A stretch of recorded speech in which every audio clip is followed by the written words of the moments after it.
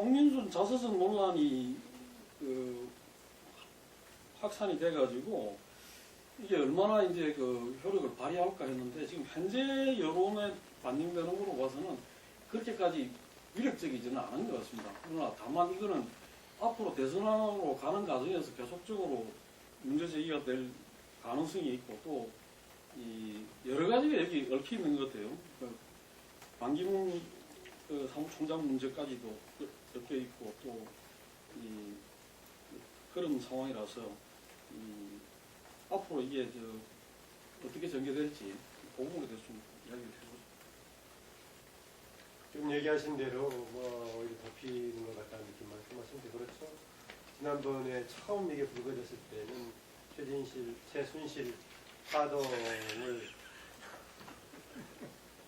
최순실의 파동의 진실을 이것을 덮으려고 하는 거 아니냐라고 했었는데 이미 이게 오히려 뒷전에 밀릴 정도로 워낙 국민적인 관심사가 최순실 관련 문제가 커졌는데요.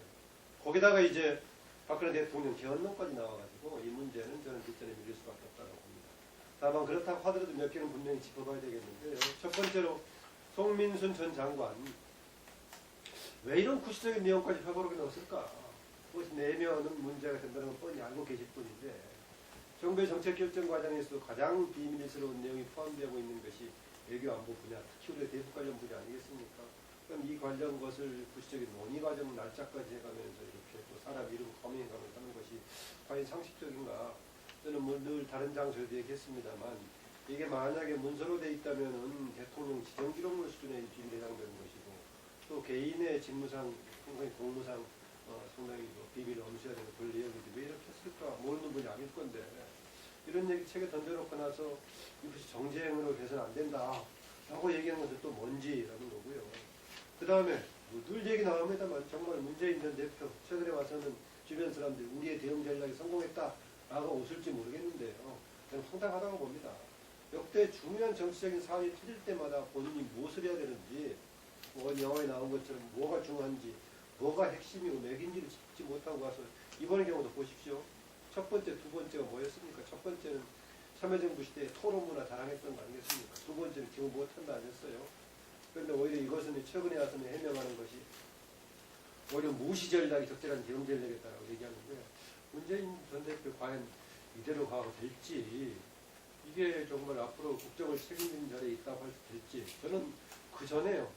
국가 정도의 책임이 아니라 야권 내부의 대표적인 주자가 된다고 했을 때 야권 내부에 힘을 모을 때 어떤 방향으로 가야 될지 이 전략을 택하는 데 있어서 상당히 맹점을 보일 가능성이 있다 해가지고 우선 두 가지 문제를 좀 지적을 해드리고 싶습니다. 저는 여권이 NLL을 제기했을 때 국정원의 최동욱 문제, 이번에 최순실 문제 때 문재인에 대해 결의안 북한에 물어보자 하는 말은 이렇게 이제 시점이 상대방의 어떤 공세를 끄기 위한 방식으로 제기된 부분에는 매우 잘못된 부분이다. 오히려 그래서 그 문제들이 가지고 있는 정말 그 규명해야 될 부분을 제대로 규명하지 못했다. 여당이 상시적으로 안보에 관한 유력 대선 후보 문재인의 안보관은 그건 분명히 정치 쟁점화할 수 있는 문제다 이래 봅니다. 특히 문 전 대표가 국가보안법이나 전시작전법, 사드, MD, 강준기지, 통진당 예산 등에 대해서 가지고 있는 관점은 저는 개인적으로 조금 우려스럽다 이렇게 보고 있습니다. 그런데 이런 부분들을 좀 이따가 무슨 안보정책 발표를 통해 가지고 이야기를 하겠다 이렇게 이야기를 하는데요. 문 전 대표는 변호사로서 이 문제에 대해서는 그냥 기억이 안 난다라고 해버리는 것이 우리가 흔히 검찰에 잡혀가면 변호사가 자신이 없는 부분은 기억이 안 난다고 이야기하라고 하는 것과 똑같은 행동을 하고 있어요. 근데 이게 여기에 쟁점은 문재인 대표가 뭐라고 말하는가에 대한 그 내용의 진실성이 아니라 정말로 중요한 부분은 문재인 대표가 우리 사회에 쟁점이 되고 있는 각 안보 문제에 대해서 어떠한 생각을 가지고 있는가를 국민들 앞에 분명히 좀 밝히고 거기에 상당한 표를 받을 필요가 있다는 겁니다. 지난번 총선 때도 보면 안보에 있어서 보수적인 김종인 씨를 당 대표로 세워서 총선 무렵에 제기됐던 개성공단 폐쇄라든지 북한 개멸론 문제라든지 사드 배치 이런 부분들을 적절하게 그냥 빠져나갔단 말입니다. 그러면서 본인은 정작 한 번씩 페이스북으로 안보에 관한 문제를 이야기하고 있습니다. 적절하게 국민과 안보 자신의 가치 이관 중에서 가장 중요한 것이 안보 문제일 수 있는데 그걸 대응하는 방법인가에 대해서 저는 매우 좀 잘못됐다라고 봅니다. 이 문제를 제기하는 여권의 방식과는 별개로요. 대선 후보가 이래서는 안 되죠. 자신이 지금 지난번에 한 번 뛰었고 이번에 두 번째 뛴다면 정치인이 되고 있는 주요 안보 문제에 대해서 자신의 생각이 뭐라고 확연하게 밝힐 수 있어야 된다. 이런 식으로요. 상대가 종북 낙인 찍는다. 그거는 그렇다 칩시다. 그렇지만 그거하고 별개로 자기가 어떻게 생각한다라든지 그때는 어떤 분위기라서 그랬는데 지금은 어떻게 생각하든지 이런 문제를 당당하게 밝힐 필요가 있죠. 상대가 잘못된 못된 놈이라 해서 상대 욕만 하면서 내 문제가 떨어지는 겁니까? 새누리당이 이 문제에 가지고 총공세를 펼쳤던 그 의도는 뭐 작은 달성에 이제 못됐다 얘기할 수 있을 것 같아요. 이 문제를 어떻게든 이제 키워가지고 국면도 전환하고 또 문재인 전 대표한테 대선 주자로서 이제 큰 타격을 좀 입히려고 이제 겨냥을 했던 게 이제 될 텐데 뭐 워낙 뭐 최순실이 강력해가지고 최순실의 그 정유라가 이 송명순 회고록을 뭐 덮었다 그렇게 얘기를 할 수가 있을 것 같아요. 글쎄 이제 지금 뭐 얘기된 것처럼 이제 문재인 전 대표는 이제 무시전략으로 이제 쭉 갖고 거리두기를 이제 했었는데 아무래도 그 지난번 그 NLL 회의록 그 논란 그때 이제 말려들었던 것처럼 다시 이제 반복을 하지 않겠다 그런 생각에서 자신의 입을 통해서 직접 얘기해서 거리를 주지 않는 거리두기 전략을 펼쳤는데 일단은 뭐 이 문제가 더 키워지진 않았으니까 효과를 거두었다 이렇게 얘기를 할 수도 있긴 있겠는데 근데 조금 더 큰 틀에서 보면은 자기 그 대선 후보로서 대선 주자로서의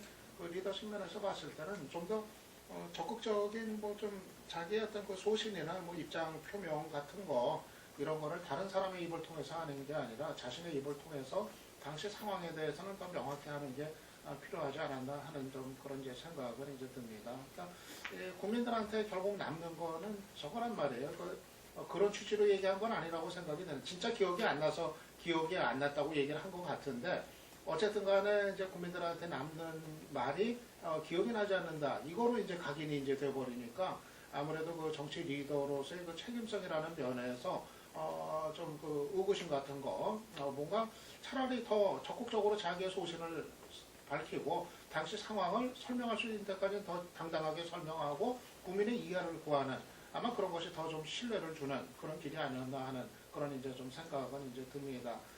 아무튼 뭐 이거는 이제 이 상태에서 소강 구면으로 이제 뭐 들어갈 텐데 그런데 또 대선 전국 들어가가지고 한 차례 더 이게 또 얘기거리가 될 가능성은 있어 보여요. 뭐 국정원에서 뭐 지금은 공개할 수 없다는 거였지 공개 앞으로도 안 한다는 또 얘기는 이번에 안 했더라고요. 뭐 쪽지였던 그 내용이나 뭐 이런 거 관련해서 그래서 혹시 자관 뭐 정부 쪽에서 뭐 국정원이라든가 이 관계되는 쪽에서 언제 또 대선 전국 들어가서 뭘 좀 꺼내 들고 다시 이 문제를 쟁점화시키려고 할지는 또 모르는 거기 때문에 아마 한 차례 정도 더 고비가 있을 가능성은 있어 보이는데 그렇다 하더라도 지금의 큰 흐름 봤을 때는 이 문제가 뭐 이렇게 다시 살아난다 하더라도 뭐 판을 뭐 이렇게 크게 대선판을 좌우하는 그 정도 이슈가 되기는 어렵지 않겠나 그렇게 이제 봅니다.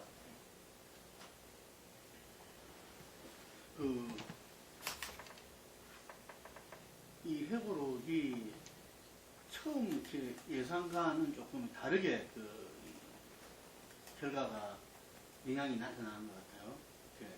새누리당으로서는 이렇게 자기들이 뭐 만드는 건 아니지만 송 전 장관의 그 회고록이 마치 정말 이렇게 코너에 몰린 상황에서 야당의 그 1위 대선 후보인 문재인 전 대표를 안보 문제로 자기들이 가장 자신 있는 이슈에 안보 문제로 갖다가 궁지에 몰 수 있다. 그런 식으로 이렇게 그 총공세를 했죠. 기본 그 당대표는 뭐 내통이다. 이게 이런 이야기되었고 종북 세력이 아니라 종북이다.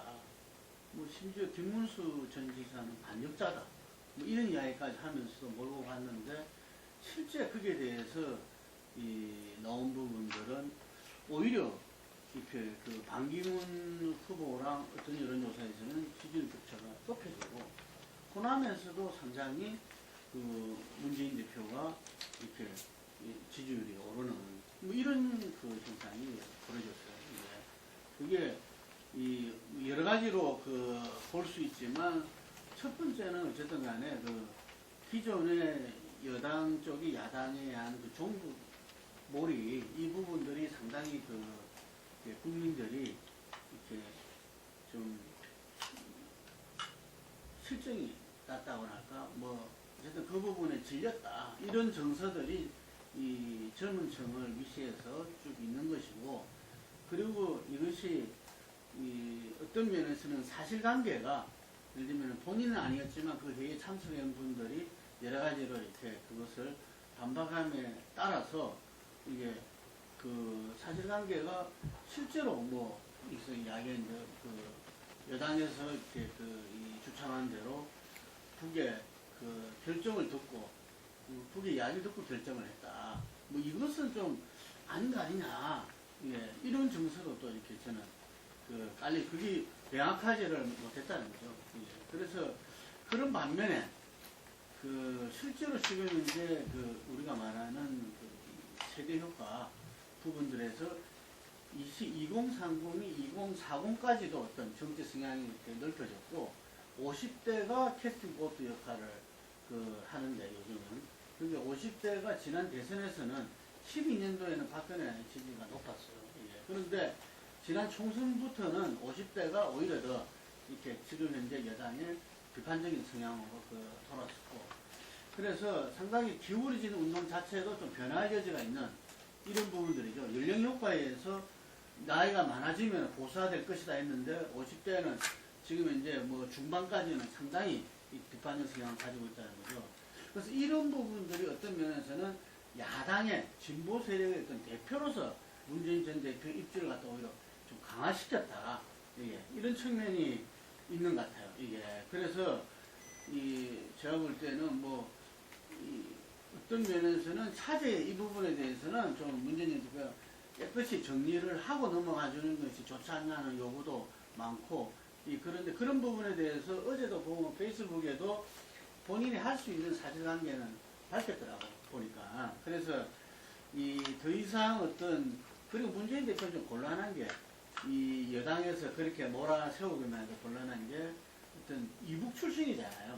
예, 그 이북 출신에서 내려온 그 분이고 공수부대라든지 여러 가지 부분들이 여건에 딱 적절한 종북몰이를 할 수 있는 대상이 아닌 거거든요. 이게 사람들이 그걸 다 알고 있고 이렇기 때문에 제가 볼 때는 이게 이후에도 이렇게 이것이 뭐 바로 이 회고록의 어떤 것이 끝나지는 않겠지만 제가 볼 때 지금 이제 여당에서 의도한 그런 종북몰이하고는 전혀 다른 결과가 나타났기 때문에 실제로 이 회고록의 어떤 그런 것은 좀 서서히 이렇게 사라지지 않을까 싶습니다. 이렇게 그걸 한다면 전번에 NLL은 좀 다른 측면이 있습니다만 그렇게 뭐 성과를 거둘 수 있을까 그런 점에 대해서는 조금 회의적인 거예요. 우선 그 사실관계 차원에서는 뭐 같은 상황을 두고 조금 자의적으로 해석할 여지가 있는 그런 부분이 있을 거예요. 그러니까 무슨 결정적으로 나중에 사실관계 논쟁입니다 하더라도 그런 사안은 아닌 것 같고요. 아까 이제 그 문재인 전 대표가 오히려 지지가 올라가지 않느냐라는 얘기인데 그건 충분히 예상할 수 있는 부분이 있어요. 플러스 마이너스 했을 때 득이 됐느냐 했을 때 저는 득은 안 됐다고 보는데 왜 올라갔느냐 그럼에도 불구하고 보면 어쨌든 간에 이번 논란 속에서는 야권의 대표 선수가 문재인으로 부각이 됐기 때문에 단기적으로 조사하면은 이제 올라갈 소지가 충분히 있는 거죠. 다른 선수는 없으니까 그런 거라고 보고 아까 여러 가지 상황 대처 능력이라든가 전국의 사안에 대한 중요도 인식 이런 부분에 있어서는 문재인에 대한 한계를 다시 한번 반복적으로 보여주는 그런 게 있어서 플러스 마이너스 했을 때 득이 될 것 같은 손실되는 국면이 아니었나. 자질론이나 이런 부분은 명백하게 요번에 상당히 심각하게 좀 대두가 되는 측면이 있죠. 예, 이 뭐 비슷비슷한 이야기를 넘어가고 최근에 이제 손학규 전 고문이죠. 고문이 정계 복귀를 했고 그러면서 이제 안철수 대표와 연대설 이런 게 지금 강하게 제기가 되고 있고 또 이재명 시장이 또 어제 그저께인가요? 그 나름대로 한 30명 결집을 해가지고 대선 출정식 비슷하게 그렇게 그 행사를 했다고 그러고 누가요? 이재명 시장 음. 강화문 그 최강회관에서 했는데 엄청나게 왔대요. 600명 정도 예상을 30명 정도가 왔다니까 대단한 거지. 그래서 이 조금 전에 말씀하셨듯이 그 문재인 대표가 이제 그 야권의 대표 주자로 거꾸로 부각이 된 측면이 있습니다. 이게 저 송민수 논란 때문에. 그러면서 다른 주자들 발걸음도 상당히 좀 급해지고 빨라지는 거 아니냐. 그런 점에서 좀 짚어보죠. 이 사람들 행동하는 게 대해서. 제가 볼 때 손학규 전 대표 같은 경우에는 이제 안철수 의원과 국민의당 일단 이런 부분을 둘러싸고 또 정치를 같이 할 거냐 둘러싸고 최근에 다른 소리가 좀 나오고 있지 않습니까? 개헌 문제도 그렇고. 그러면 명확하게 길이 좀 다른 문제다. 지금 안철수 의원 같은 경우는 두 가지 카드를 갖고 있겠죠. 여권에서 판을짜는 어떤 정계 개편. 그건 개헌을 대통령이 이야기했으니까 정계 개편이 더 빨라질 수 있겠죠. 거기에 이제 반기문과의 어떤 파트너 이런 부분도 설정을 하고 있다고 보고 있습니다. 그리고 또 반기문이 낙마할 경우에는 또는 대타다. 이런 생각을 하고 있고 사실상 박 대통령이 개헌 노선에 동참한 이상 기존의 여야 부분이 친문 친노 빼고는 좀 모호해질 가능성이 있다.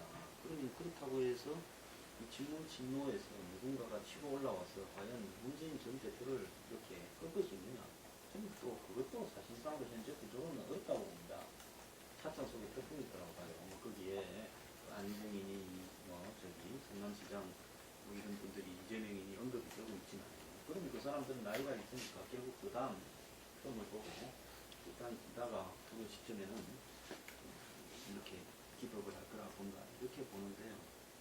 그럼 이제 개헌을 대통령이 던진 시점에서는 개헌 정계 개편까지 같이 놓고 보고 지금 어느 쪽에 섰던가 하는 부분으로 봐야 될 텐데요. 이 민주당의 비주류들의 입장이 상당히 좀 애매해진 상황이 되었다. 지금 참 여야 대결이 극명화된 상황에서 대통령이 개헌을 던졌어요. 그런 상황 속에서 비주류들이 일단은 그러면 문재인 대표로서 현행 대선 체제 쪽에 같이 가담을 할 거냐. 안 그러면 박 대통령이 주장하는 개헌을 자신의 임기 안에 마무리 짓고 새로 개헌을 해서 대통령을 뽑자라는 이야기를 박 대통령이 지금 던진 거 아닙니까? 그러면 그 부분으로 가느냐 하는 부분으로 봤을 때 이 정치가 이 개헌을 둘러싸고 두 가지로 이렇게 쪼개질 가능성이 있는데요.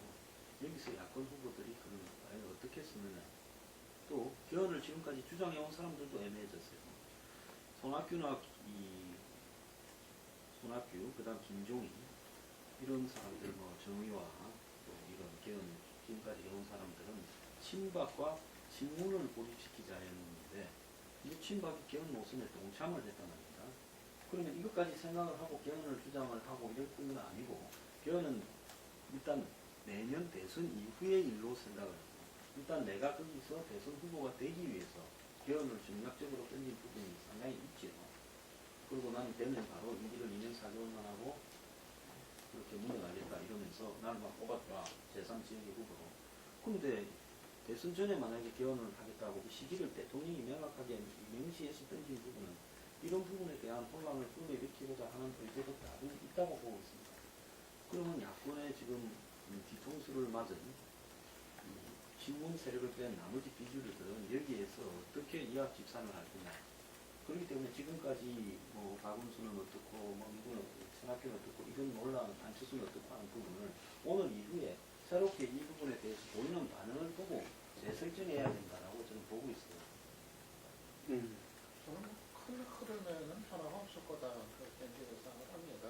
그러니까 이제 그 개헌 얘기 던져지는데 일단 더민주 같은 경우는 뭐 앞으로 후보 경선이 사실은 뭐 특별한 뭐 변수는 없을 거라고 예상이 되고요. 뭐 문재인 대세론이 뭐 굳혀지는 쪽으로 이제 가지 않겠는가. 더군다나 문재인 전 대표 쪽에서 뭐 흥행을 위해서 봐주면서 하는 식이 아니라 빨리 그냥 조기에 그냥 이제 대세를 결정짓겠다 이런 이제 그 전략인 것 같고 그렇게 보면은 뭐 지금 다른 주자들의 어떤 경쟁이 특별히 이렇게 큰 의미를 갖는 판이 되긴 어려울 것 같다. 그렇게 오히려 너무 싱겁게 결판이 나가지고 좀 그게 이제 고민이 되는 상황이 되지 않겠는가 그렇게 보이고 그리고 이제 그 손학규 전 대표의 그 복귀가 좀 이제 변수가 될 것 같아요. 예상했던 것보다도 상당히 빠르게 그리고 적극적으로 안철수하고 이제 그 연대 의사 이거를 이제 명확하게 이제 밝혔고 그래서 물론 지금 이제 개헌 문제에 관한 좀 입장의 차이가 예상이 되긴 하지만은 지금 뭐 손학규 전 대표가 민주당을 바로 탈당한 거의 의미는 결국은 이제 안철수 제3지대에서 안철수하고 이제 손을 잡는 이거를 좀 기정사실을 하는 거다 이렇게 보면 될 것 같아요. 그래서 아마도 뭐 국민의당으로 입당을 하는 방식이 아니라 제3지대에서 이제 뭐 최종적으로 단일 후보를 이제 가리는 아마 그런 방식으로 두 사람의 연대가 뭐 형사가 되지 않겠나 그렇게 이제 보고 다만 이제 그래서 이제 그렇게 보면은 저는 그게 결국은 대선 전국을 3자 구도로 정립시키는 좀 계기가 비슷한 게 될 수 있지 않을까 이제 그렇게 보여요. 지금은 이제 2강 1중 구도인데 새누리 민주당이 2강 그리고 국민의당 안철수가 이제 1중 뭐 이런 이제 구도인데 아무래도 저는 그 손학규 안철수 경선의 어떤 이벤트의 이제 효과라든가 또 지금 새누리당의 그 추락 속에서 반기문 지지층의 어떤 이탈 가능성 이런 것 등등을 이제 종합을 해봤을 때는 아마 이제 그 3자 구도의 어떤 그 재정립 이런 과정으로 결국 가는 거기에 이제 그 손학규 변수가 이제 좀 작용을 하지 않겠는가 큰 흐름에서 그렇게 이제 뭐 봅니다. 그리고 이 개헌 문제 가지고 이 판이 흔들려서 뭐 지금의 구도가 다 무너지고 뭐 개헌 대 반개헌 세력으로의 어떤 뭐 재편이라든가 참 가능성이 좀 희박하다고 이제 봐요. 왜냐하면은 지금 야권의 그 두 주자 문재인도 그렇고 안철수도 그렇고 지금의 구도가 근본적으로 크게 흔들리는 걸 원치를 않거든요. 지금 구도로 가고 자신들이 자기의 주도권을 놓지 않고 계속 가는 거. 문재인은 당연히 그렇고 안철수도 역시 제3지대에서 주도권을 자기가 쥐고 가는 거를 기본으로 깔고 있기 때문에 여기서 뭐 개헌 문제를 가지고서 다시 뭐 재편이 되고 이합집산이 이루어지고 이런 거를 뭐 결코 원치들을 않을 거기 때문에 저는 기본적인 이 그 3자의 어떤 그 경쟁 구도 세 세력의 경쟁 구도는 기본으로 계속 갈 거다. 저는 좀 그렇게 이제 봅니다. 제가 조금만 보태면 여기서 갈등 구조 하나는 반기문이 이제 박근혜 대통령이 던진 개헌 부분에 대해서 반기문 자기가 이 길을 다니는 사람으로서 자신의 대통령의 권한을 온전히 가고 싶어 했겠죠. 최근에 박 대통령 쪽과 반기문 사이의 친박과 갈등이 개헌 문제에 대한 입장이었을 거라고 저는 좀 봅니다. 어쨌든 내가 되고 난 다음에 내가 알아서 개헌을 하겠다 이런까지는 동의하겠지만 내 권한을 뭐 외교 안보만 하고 실제로 실세는 다 가지라 너네들이 이런 식의 동의를 해줄 리는 없겠죠. 위에 사무총장까지 한 사람이에요.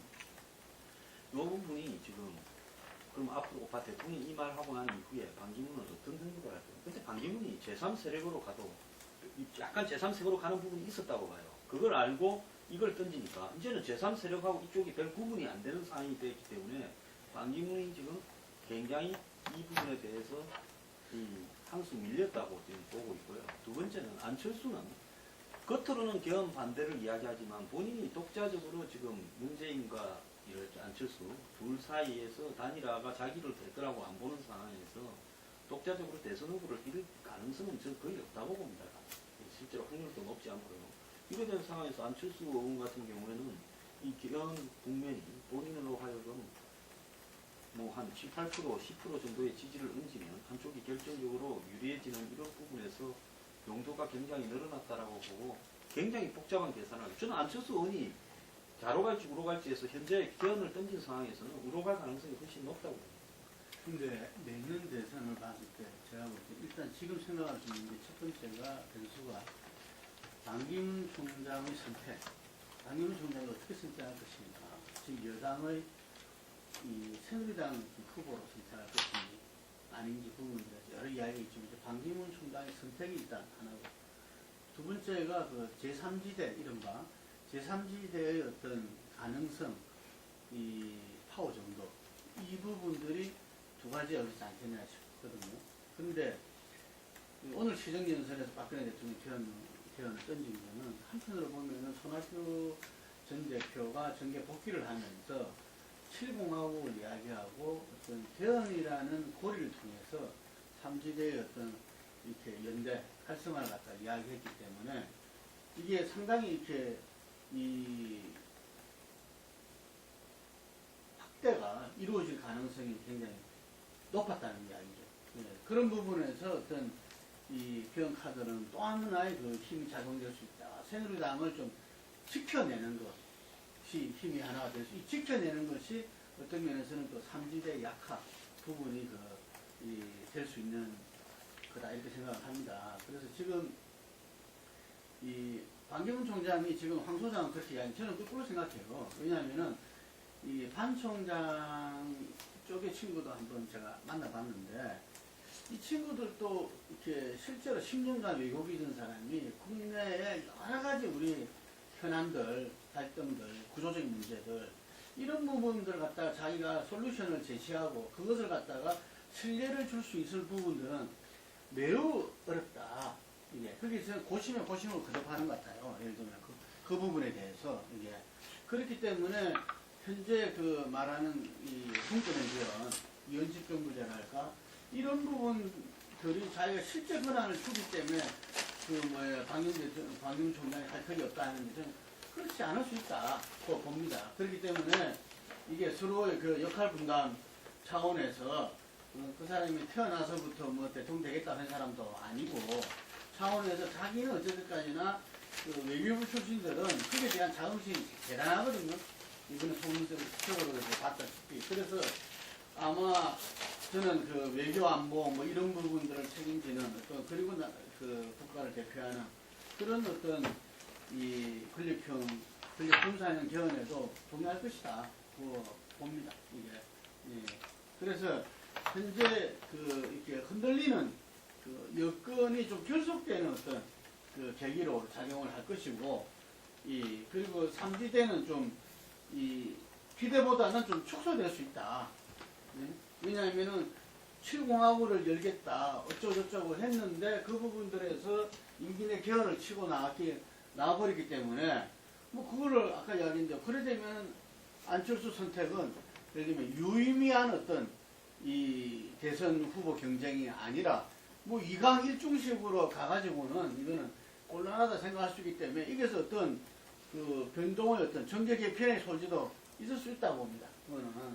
네, 그래서 이 앞으로 이 부분들이 분명히 그 여건의 기회가 올 수 있는 카드임은 분명하나 어쨌든 지금까지 해왔던 어떤 정부 여당의 여러 가지 철학이나 그리고 해왔던 어떤 여러 가지 그 행태들 그리고 실제로 국민 경제에 미친 부분들 이런 부분을 총체적으로 봤을 때는 국민들은 아마 이 여건이 일정 기간은 지금 갖다가 좀 수습하고 이래 나가더라도 정권 교체의 필요성은 점점 커질 수밖에 없다. 이런. 오늘은 보니까 상당히 그 4인 4색 비슷하게 나오는데 저 상당 부분 내가 김능구 대표 시각에 오늘 많이 비슷해. 우선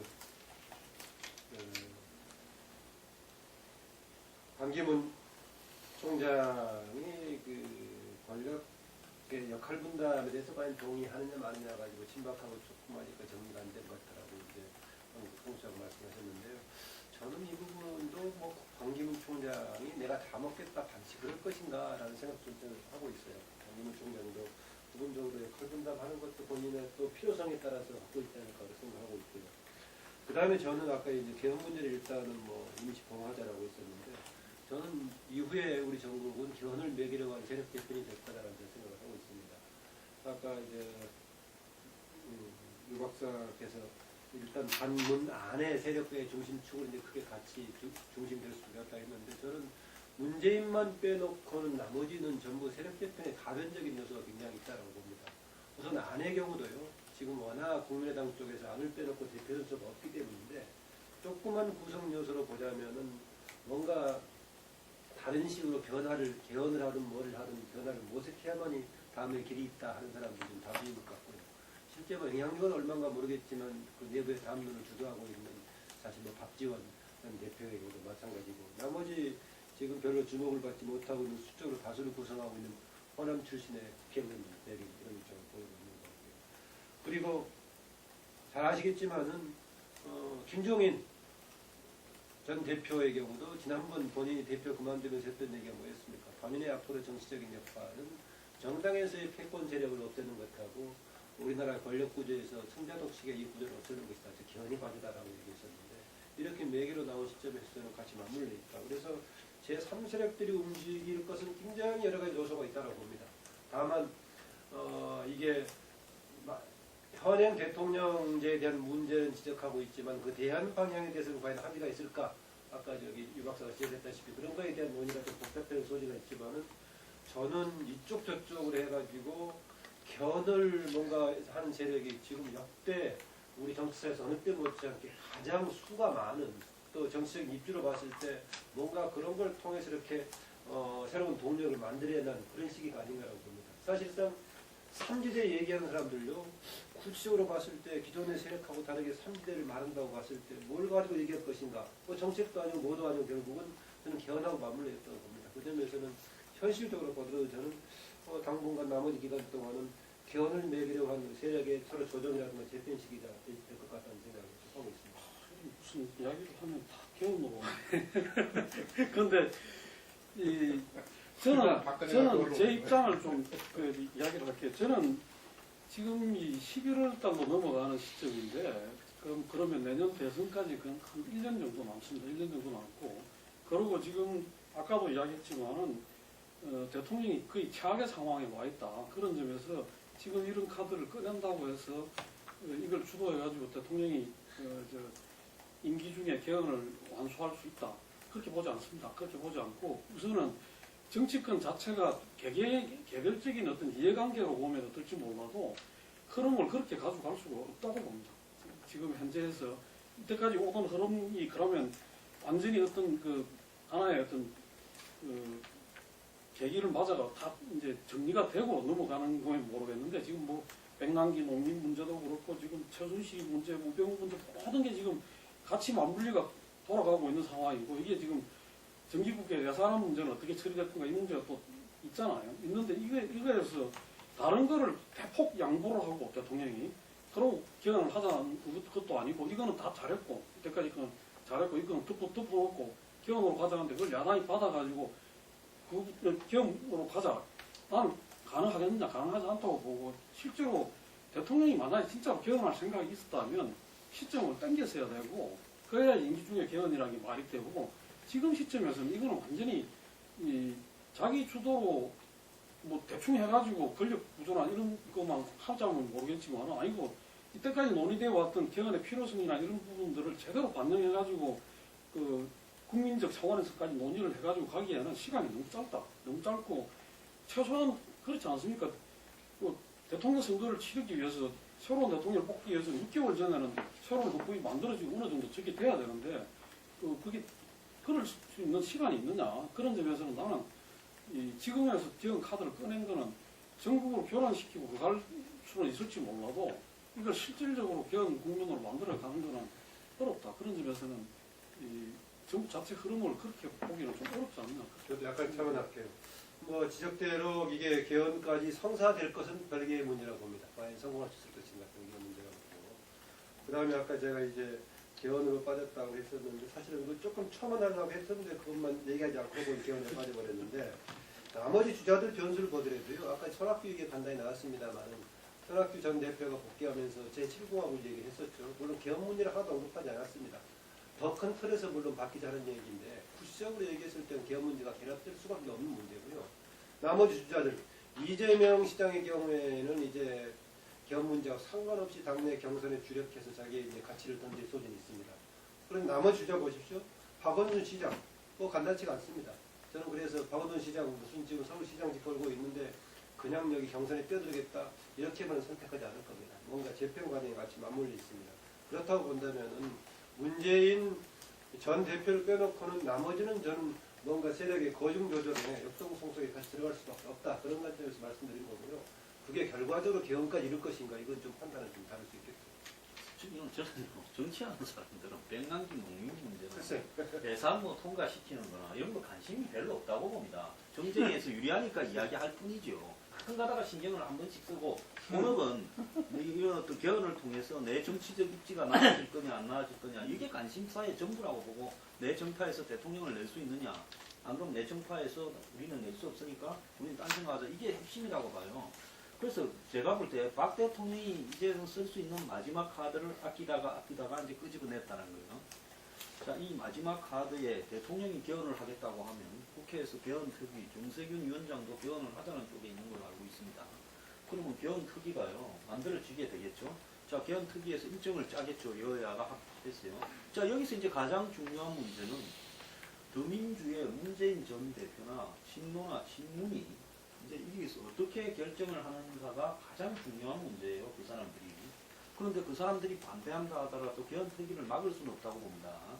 그럼 국회 개헌특위에서 세미나하고 조금 뭐 수레 많은 척 하면서 일사불란하게 오스트리아식 예언집정부제 안을 갖다 만들어서 이렇게 던지고 그걸 갖다가 국회에서 표결하는 일정까지도 잡아갈 가능성이 매우 크다고 봐요. 그러면 여기에서 과연 친문이 100명 이상의 숫자를 확보해서 이걸 막을 수 있느냐? 그 다음에 더 나아가서 막는다면 무슨 명분으로 막을 거냐? 우리가 단지 대통령에 가장 유력하게 다가가서 우리끼리 다 먹을 수 있는데 저 사람들한테 떼줄 필요가 없다고 막을 거냐? 안 그러면 무슨 그렇다고 해서 현재 나오는 개헌은 그렇다고 친문이 안보나 경제에 방해가 된다 이래서 막겠다고 주장할 수도 없을 거 아닙니까? 아니 오스트리아 연집정부식 개헌을 던졌을 때 국민 여론은 어떠리라고 봐요? 저는요 국민들이 친박 친이들이 찬성하면 새누리당 지지하는 사람들은 또 순식간에 거기에 다수가 따라갈 거라고 봐요. 불과 보수 쪽에서는 한 10%만 반대할 것 같아요. 그 다음에 무슨 중도에 있는 사람, 야권의 일각, 동대동, 호남도 찬성할 거라고 봐요. 그렇게 되면 아니 그렇게 그 오스트리아 연집정부제 개헌이 좋은 거면 과거에 김무성이 이야기했을 때 그때 좀 해가지고 추진을 하지. 김무성이 했으니까 그런 거지. 나는 그때부터 반대했고 지금도 반대하는 사람이에요. 나는 아무 편이 없어져가지고 이제 어떻게 싸워야 되나. 나는 그때 찬성했던 사람이에요. 아니, 저는 오히려 이제 아니 말만 나오실게요. 그래서 이게 제가 볼 때 그 한 게 아니라 사실상 지금 정쟁을 나름대로는 상당히 좀 희석을 시키면서요. 이 개헌에 대한 어떤 국회 특위 있는 걸로 몰려가면서 이 뉴스 이슈를 향해 주도해 갈 가능성이 커요. 그럼 왜 지금 떠지냐? 최순실 씨로 코너에 몰릴 때까지 몰려가니까 던졌단 말입니다.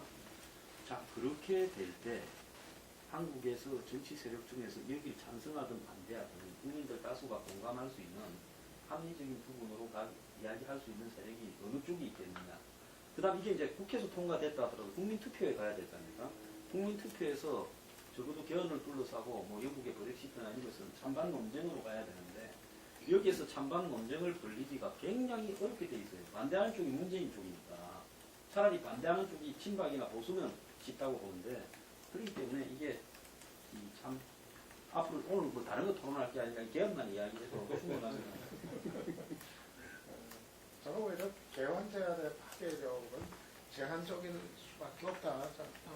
그렇게 이제 봅니다. 얼마 동안은 뭐 이게 뭐 핵심 이슈로 이제 부상하고 이제 그러겠지만 그만큼 이게 파괴력을 갖는 그런 동력이 계속 유지가 될까 하는 그런 생각인데 기본적으로 이번 개헌의 그 제안의 그 배경이라고 하는 게 결국은 이 그림 자체가 박 대통령하고 이제 새누리당이 주도하는 이제 개헌 뭐 그거로 기본적으로 이제 세팅이 되면서 이제 출발을 하는 거기 때문에 뭐 야당들이 아까도 얘기했지만은 야당들이 뭐 내년 대선 생각하면서 이거 뭐 저울질을 하지 않겠어요. 해보면은 결국 이제 3분의 2가 되냐 못 되냐의 열쇠를 쥐고 있는 이제 민주당 같은 경우 문재인 전 대표 같은 경우 이거를 뭐 이런 식으로 개헌을 하는 거 그래가지고 이제 결국은 그러면은 개헌 세력이 돼서 새누리당을 심판을 해야 되는데 다음 대선에서 새누리당하고 이제 같은 개헌 세력이 돼가지고 같은 배를 타고 이제 내년 상반기까지 쭉 가는 결코 그런 선택을 하지는 않을 거라고 이제 보고 물론 이제 그렇다고 해서 뭐 개헌 얘기를 뭐 다 이렇게 뭐 막아버리고 뭐 이럴 또 뭐 사안은 이제 아니니까 저는 뭐 국회에서 뭐 개헌 특위가 서로 가동이 된다 하더라도 그거 한다 하더라도 이거 100년 때 뭐 하세월일 수가 사실은 이제 있거든요.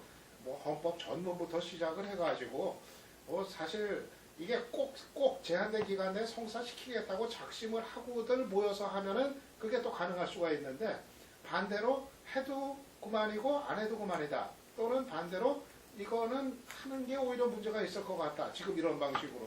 이렇게들 마음 먹고 들어갔을 때는 이거는 뭐 명분은 뭐 수없이 많을 거거든요. 헌법 전문부터 시작해서 뭐 각 조항 내용 사사건건 여야가 충돌하게 돼 있는 뭐 그런 것이 이제 개헌이기 때문에 저는 이게 뭐 몇 달 안에 개헌특위 가동된다고 해서 거기서 뭐 합의가 도출되는 건 사실상 불가능하다 이렇게 보고, 무엇보다도 뭐 문재인 입장에서 내년 대선 염두에 뒀을 때 정권 교체 지금 구도대로 해가지고 교체해서 하고 싶은 게 기본적으로 많은 사람이거든요. 그리고 완전히 바꿔놓고 싶은 그거고, 또 안철수는 안철수대로 뭐 의석이야 뭐 30 몇 석에 불과하지만은 또 안철수대로 3자 구도로 지금 쭉 가가지고 개헌 세력 뭐 반개헌 세력이 아니라 지금 구도대로 그대로 갔을 때 가능성이 있다고 판단을 하고 있는 건데, 그래서 저는 뭐 야권이 이거를 뭐 거리두기를 하면서 이제 계속 이제 가지 결국은 몇 달 가면 이제 시간이 또 종료가 되는 거란 말이에요. 저는 결국 그렇게 가지 않겠나 이렇게 봐요. 근데 이때까지 개헌이라는 게 이제 헌정을 중단시키고 국회를 거치지 않고 하는 방법이 있는 거고, 아니면 다 국회에서 여야 합의로 해갖고 했는데, 지금은 이건 조금 전에 황 소장님 말씀하시는 거는 대통령이 지금 국회를 중단시키거나 할 수는 없잖아요. 그런 권한을 갖고 있지도 않고, 그러면 쿠데타를 할 수 있는 것도 아니고 옛날에 뭐 유신 같은 그런 걸 할 수 있는 것도 아니고, 그렇다면 국회에서 여야 합의를 하지 않는 상태에서 대통령이 개헌안을 내가지고 그걸 국회에다가 자기가 그냥 던져버릴 수는 있죠. 던져가지고 국회에서 투표하라 그러고. 근데 거의 개헌안은 국회에서 특위를 만들어서 특위에서 개헌안을 논의해서 상정하게 되죠. 그러니까 아니 법적으로 그렇지는 않아요. 대통령이 내는 방법이고, 대통령 발의도 할 수 있지만 네. 근데 지금 같은 시점에서는 대통령이 발의한 개헌안이라는 건 말이 안 되고 그러니까 국회에서 해야 되는데, 예. 국회에서 여야가 지금 몇 달 만에 쉽게 개헌안을 만들어갖고 개헌 특위 띄우는 데까지 개헌안은 네. 거의 다 돼 있다니까. 제가 조금만 아니, A안, B안 이렇게. 지금 무슨 털이야 제가 집중제, 조금만 더 집중제 설명할게요. 개헌이라는 게 여야가 합의가 돼 있다고? 뭐 그럼 아니. 개헌 연구가 다 돼 있다니까. 개헌 관련 관할에 대해서 조금은 다시 나오니까 하게 말씀드리겠는데, 저는 일단은 지금 개헌은 처음 시행하는 스타일이지 과거에 비추어서 얘기할 필요는 없다. 왜냐하면 87년 9차 개헌 때까지는 쿠데타 세력이 하거나 아니면 그게 붕괴되는 과정 속에 이루어졌던 것이고, 지금은 이제 민주화 이후에 정상적인 체제가 운영되는 과정 속에서 개헌이 시도되는 첫 번째 케이스니까 과거의 사례하고 좀 다른 케이스니까 달리 봐야 된다는 거고요.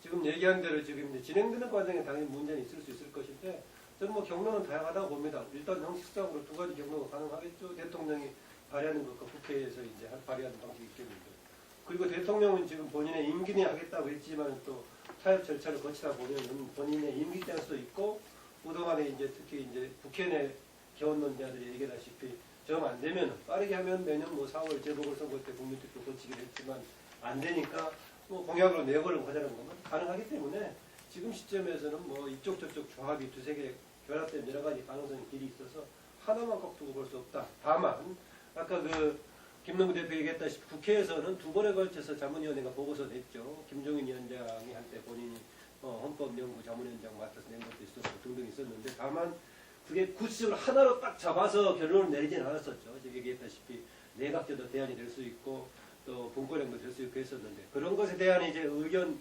수합 과정에서 과연 정리가 얼마나 될 수 있을지, 논란이 커질 수 있을지 좀 그런 생각이 듭니다. 그리고 상당수의 사람들이 아까 뭐 유박사 그런 얘기 하던데, 헌법 선보려면은 전문부터 포함해가지고 기본권까지 포함해서 모든 걸 얘기한다는 것인데, 저는 좀 달리 생각합니다. 역대 우리나라 헌법 개정할 때 역대를 굳이 비춰본다면 그만큼 엉성하게 된 적이 어디 있었습니까? 자기들 목적에 따라서 만들었고요.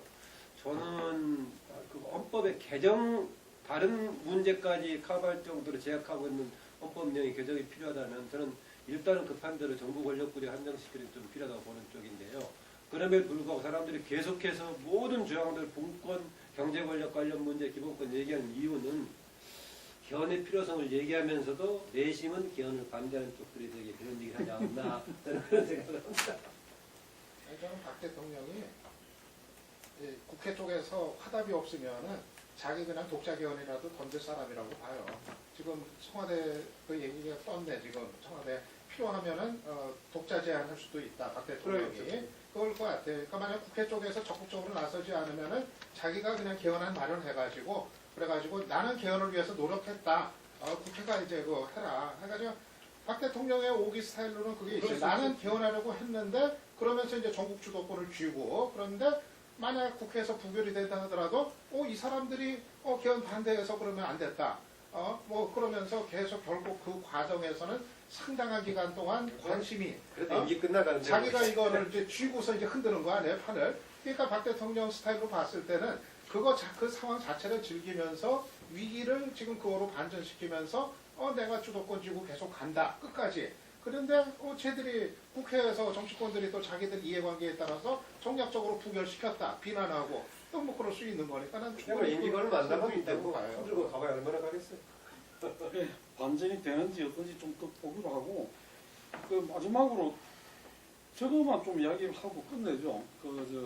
미국 대선이 이제 코앞으로 왔습니다. 근데 지금 3차 토론까지 끝나고 거의 이제 이 트럼프가 패색이 짙은데 어떤 변수가 있다고 보는지 또 그러고 지금 그런 와중에 북미 간에 이제 말레이에서 비밀 접촉이 있었어요. 그래서 이 새로운 이 대화의 그 가능성을 탐색하는 그런 그게 있었지 않나 보는데 그 두 가지를 좀 연결시켜 가지고 미국 대선 결과하고 미국 대선 이후에 어떤 이 미국의 어떤 그 대북 그 정책의 어떤 노선 전환 이런 게 어떻게 봐야 될지 잠깐 좀 짚어보고.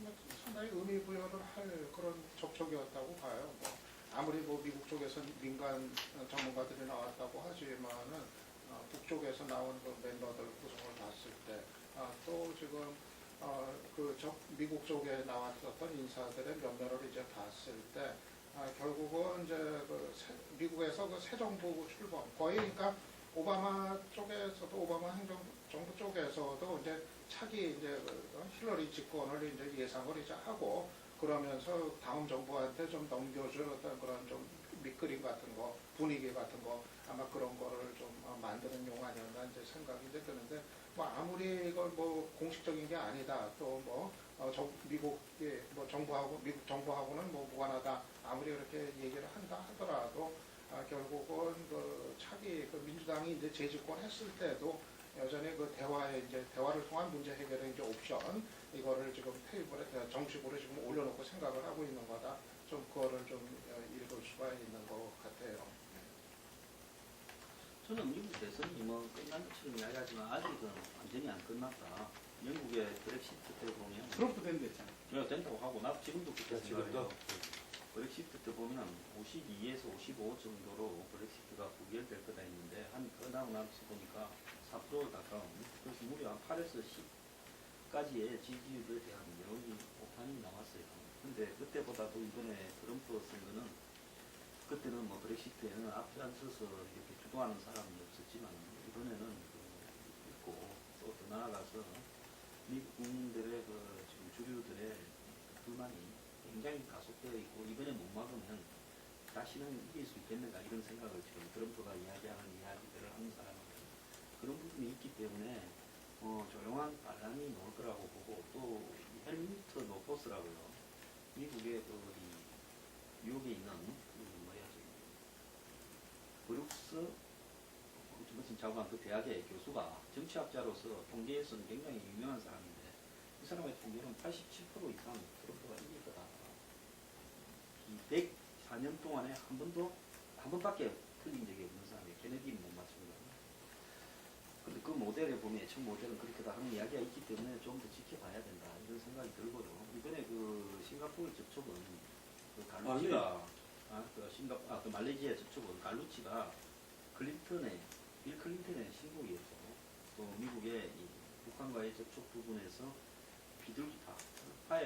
협상파를 대신하는 입장에 있는 사람이고 그렇기 때문에 이미 이제 대선이 자기들한테 끝났다라고 보는 민주당 내에 협상파들이 아마 제가 볼 때 힐러리나 오바마한테 보고를 하고 미국의 시스템에서 민간끼리의 접촉이라 하더라도 보고하지 않고 저런 접촉이 나가게 되면 한국보다 더 큰 처벌을 받을 수도 있어요. 보고를 하고 했는데 이 평화협정이 북한의 요구인데 북한은 핵을 유지한 채 평화협정하자는 거고 미국은 북한이 최소한 과거에는 비핵화를 전제했는데 지금 수준에는 동결이나 비확산, ICBM 발사 중지 이런 수준으로 협상 틀에 들어올 수 있는가를 미국은 보려고 했겠죠. 그런데 이번에 무슨 약간의 진전이 있었다라고 이야기하는 부분은 북한이 평화협정으로 곧바로 당신들하고 우리하고 라인을 만들면 뭐 다른 어떤 그 전제 의제 중에서 비핵화가 아닌 부분에는 논의할 수도 있다라는 메시지를 던졌을 거라고 봅니다. 자, 그런데 이번에 KBS가 보도가 했잖아요. 특종으로. 저 금요일날 보도했잖아요. 저렇게 간 부분은 궁극적으로 아마 한국 정부에서는 저걸 포착을 했고 정보 라인에서 결국은 저 부분에 대해서 김을 빼기 위해서 언론사를 갖다가 추적해서 보도케 했다. 이런 부분인데요. 지금 이번에 미국 대선이 끝나고 나면 이 북한 문제를 두고 또 통상 환율 문제를 두고 한미 간에 굉장한 트러블이 생길 거고 이것이 결국 지난 금요일날 미국의 SCM의 발표문에 한미 연례 국방회의에 발표문에 그게 빠진 이유 즉 상시순환 배치 전략자산에 그건 전투력을 탑재한 폭격기가 잠수함이 한반도에 상시 그 부분에 미국이 그를 넣기를 원하지 않았다는 부분하고도 있는 거예요. 저는 박근혜 정부가 친중과 친미 사이에 왔다리 갔다리 한 결과라고 봅니다. 어느 쪽이든가 이제 미국 대선 끝나고 나면은 저런 변화가 될 걸로 그냥 일반적인 관측을 예상할 수 있는 거 아니겠습니까? 우리 콩 소장이 예측한 방향으로 과연 트럼프가 될지 그램도 파문이 더 크지 않겠어요? 여러 가지 뭔가 새로운 조정이 필요하니까 그대로 힐러리 클린턴으로 이어진다고 하더라도 오바마 때보다는 변화가 될 가능성이 크다. 개별적으로만 보자면은 훨씬 힐러리가 더 강성적 오바마보다. 그래서 잘 아시겠지만 오바마가 취했던 어정쩡한 입장 때문에 상당히 애매했었는데 만약에 힐러리가 된다면은 한편으로는 강성이 작동되지만 또 하나의 대화 채널을 좀 가동시킬 여지가 있다고 되게 보는 게 일반적인 관측 같습니다. 그 전에 상 수장이 얘기했던 갈루치 등은 이미 이제 차기 가능성이 있는 정권의 일정한 역할할 사람들이 민간차원 접촉했던 것이라고 보다는 어쨌든 간에 미국 대선 결과는 우리나라의 스스로의 정부의 정책의 변화하고 상관없이 미국 대선에 그런 새로운 정부가 들어서면서 대북 정책의 지천 한계를 맞을 것이다 그렇게 봅니다. 저는 KBS 단독 보도를 보면서 이런 생각이 들었어요. 한편 좀 부러웠다. 우리나라도 저런 남북 관계와 저런 이렇게 정말 미묘 복잡한 문제를 갖다가 한 20년 이상씩 이렇게 뭐 정부 공직에 있던 또 이렇게 연구원도 있던 좀 이렇게 지속되게 어떤 그룹들이 했으면 참 좋을 건데 이런 생각이 좀 들더라고요. 예. 그러면서 이번 대선 결과에 따라서는 우리가 알다시피 클린턴이 임기 말에 북에 가서 정상회담을 하냐 안 하냐 이런 이야기가 있었잖아요. 울브라이트 그때 보냈었고 그래서 그 당시 일을 누구보다도 힐러리 클린턴은 잘 알 것이다. 그래서 아마 전략적 인내로서 계속 해왔던 이 오바마하고는 달리 힐러리가 됐을 때는 남북 관계에서 상대적 보수지만 오히려 더 적극적으로 좀 문제를 풀려고 하는 그게 나타난다. 그리고 이번에 이 탐색전이라 할 수도 있지만 어쨌든 이번에 말레이시아 회동은 저는 거기에 대한 어떤 이렇게 준비 과정 아니겠는가 이렇게 싶습니다. 미국 대선은 이번에 아마 처음으로 비호감도가 높은 두 후보 중에서 선택지다 이랬는데 트럼프가 여론조사하고는 다르다 해서 역전의 가능성도 있고 이렇게 이야기를 하지만 저는 우리가 기본 상식을 갖다가 너무나 훼손을 해버리기 때문에 지난 우리가 이명박 대통령을 갖다가 선출할 때 BBK를 이명박 대통령의 이렇게 소유다라고 하면서도 찍은 유권자들이 많았잖아요. 그런데 지금 이제 그런 부분들하고 트럼프가 지금 보인 누구죠? 그 하원 의장, 라이언. 라이언 하원 의장이 뭐 구역질 한다 그랬어요. 어쨌든 그런 표현을 썼을 정도로 어쨌든 그렇기 때문에 저는 그런 반전은 일어나지 않을 거다 이렇게 예측을 해봐 봅니다. 우리 배팅 한번 해보세요. 황 소장 대 김문곤 여사. 역시 오늘 그 자담회를 통해 가지고 개헌이라는 게 굉장히 막강한 브레이크오버 이름으로 아니를 다시 느끼게 됐습니다. 그리고 이게 뭐 지금 예산국회 법인세 인상 문제 뭐 이런 부분들은 아까 이야기하셨듯이 정치인들이 별 관심이 없다 그랬는데 그 정도로 지금 개헌 이야기 나오면서 앞으로 전국이 어떻게 될지 진짜 기초가 주목이 되고 법인세는 그래도 논란이 꽤 될 거예요. 네, 어차피 이건 또 내년 대선하고도 관련이 되는 문제니까 앞으로 정말 한국 정치는 참 예측이 참 어렵습니다. 대통령이 막판에 또 원래 11월 달을 다 돼가지고 이렇게 또 개헌 문제를 들고 나오리라고는 예상을 별로 못했는데 시정연설에서 개헌 문제 들고 나오면서 앞으로 전개될 전국이 참 흥미진진한데 좀 지켜보고 다음 달 자담에서 다시 만나보도록 하겠습니다. 이 시간 고맙습니다.